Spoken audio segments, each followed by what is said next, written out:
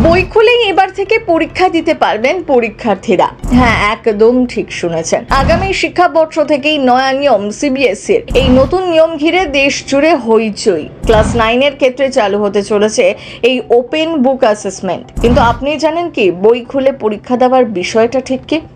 অনেকেই বলছেন শিক্ষা ব্যবস্থার রসাতলে পাঠিয়ে দেওয়া হচ্ছে, অনেকে আবার বলছেন এই সিদ্ধান্ত যুগান্তকারী। আগে পুরোটা শুনুন, তারপর আপনার মতামতটাও জানান কমেন্টে।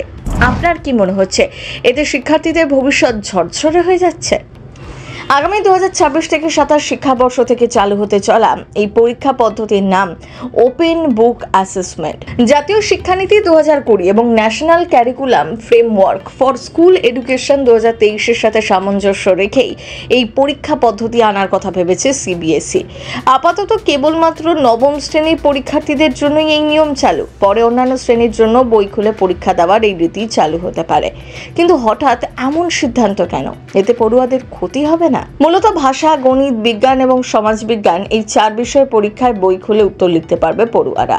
পরীক্ষা চলাকালীন তারা যে কোনো পাঠ্য বই কিংবা ক্লাস নোটের পাতা উল্টে দেখতে পারবে। যদিও সিবিএসই জানিয়েছে এই পরীক্ষা পদ্ধতি বাধ্যতামূলক নয়, ঐচ্ছিক। কিভাবে পরীক্ষা নেওয়া হবে তা নিয়ে স্কুলগুলি চূড়ান্ত সিদ্ধান্ত নেবে।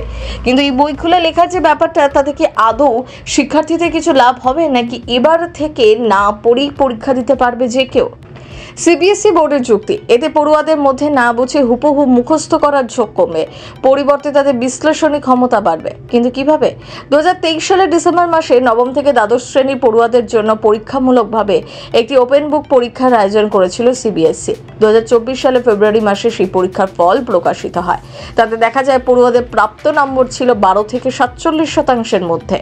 এর থেকে বোঝা যায় পাঠ্যক্রম বহির্ভূত বইয়ের ব্যবহার এবং পাঠ্য বিষয়গুলি সম্পর্কে পড়ুয়াদের বেশিরভাগেরই এখনো স্পষ্ট ধারণাই তৈরি হয়নি। এই ধরনের পরীক্ষা পদ্ধতি চালুর ফলে পরীক্ষার্থীদের জানার পরিধি আরও বাড়বে বলেই মনে করছে সিবিএসই বোর্ড। এই ধরনের পরীক্ষা পদ্ধতিতে পড়ুয়াদের উন্নতি হবে বলে অনেকের অনুমান। শিক্ষকেরাও এই সিদ্ধান্তকে ইতিবাচক বলেই মনে করছেন। তাদের মতে এর ফলে পড়ুয়াদের চিন্তাভাবনা এবং প্রায়োগিক দক্ষতা বাড়বে।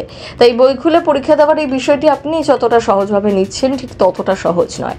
আসলে এই ধরনের পরীক্ষায় শুধুমাত্র মুখস্থ বিদ্যা থাকলেই হবে না, বরং তথ্য সঠিক জায়গায় ব্যবহার করতে পারা, বিভিন্ন প্রেক্ষাপটে উত্তরের প্রয়োগ এবং বিশ্লেষণী দক্ষতা যাচাই করা যাবে। বোর্ডের আশা এই উদ্যোগ পরীক্ষার চাপ কমাবে, মুখস্থ নির্ভর পড়াশোনা থেকে সরিয়ে এনে বাস্তব প্রয়োগ ভিত্তিক ও ধারণাগত বোঝাপড়ার দিকে নিয়ে যাবে। আসলে এগুলো বিষয়টাই বেশ শক্ত, কারণ বইয়ের কোনো অংশে প্রশ্নের উত্তর লুকিয়ে আছে তা জানতে গেলেও পুরো বইটা খুঁটিয়ে পড়তে হবে, আর সেটাই বোর্ডের উদ্দেশ্য। যদিও এই ঘোষণায় চারদিকে বিতর্কের ঝড় উঠেছে, তবে আপনার কি মনে হয়, এতে আদৌ লাভ হবে? কমেন্টে আপনার মতামত জানাতে ভুলবেন না। প্রথম বাংলা ব্যুরো।